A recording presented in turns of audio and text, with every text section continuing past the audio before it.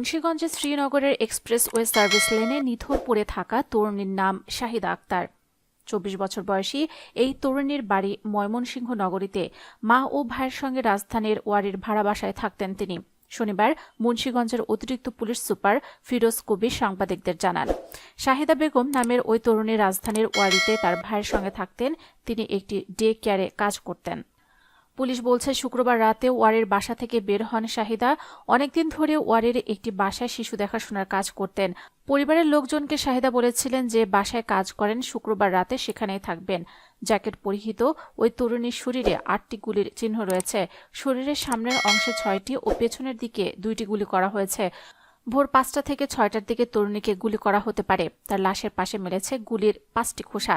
পুলিশের ধারণা, নৃশংস এই হত্যাকাণ্ডের সঙ্গে তৌহিদ নামের এক যুবক জড়িত থাকতে পারে।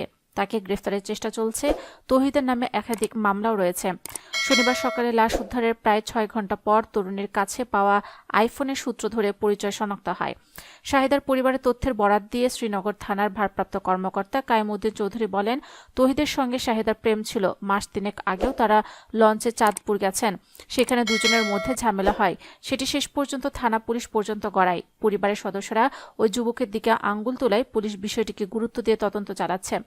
তদন্ত সংশ্লিষ্ট এক পুলিশ কর্মকর্তা জানান, শনিবার সকাল ৮:৩০টার দিকে তরুণীর লাশ এক্সপ্রেসওয়েতে পড়ে থাকতে দেখে পুলিশকে খবর দেন স্থানীয়রা। ফিঙ্গারপ্রিন্টের মাধ্যমে পরিচয় শনাক্ত করা সম্ভব হচ্ছিল না। এরপর আইফোন থেকে সিম কার্ড খুলে পরিবারের সদস্যদের ফোন করলে বিষয়টি খোলাসা হয়।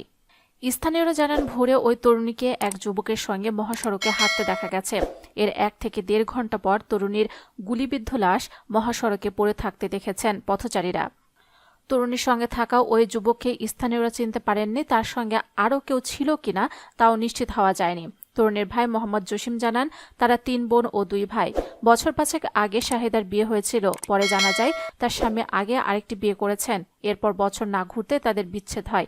শাহিদার মা জরিনা খাতুন বলেন, ওয়ারি এলাকার তৌহিদ নামের এক ছেলে আমার মেয়েকে বিরক্ত করত। কিছুদিন আগে সে আমার মেয়েকে চাঁদপুরে নিয়ে যায়। সেখানে এলাকাবাসী তাদের আটক করে। আমরা বিয়ে দিতে চাইলেও ছেলেটির পরিবারের লোকজন রাজি হয়নি। উল্টো তৌহিদের মা তার ছেলের সঙ্গে আমার মেয়ের বিয়ের শর্ত হিসেবে ১০ লাখ টাকা যৌতুক দাবি করে। তৌহিদ আমার মেয়েকে হত্যা করেছে, আমি তার ফাঁসি চাই।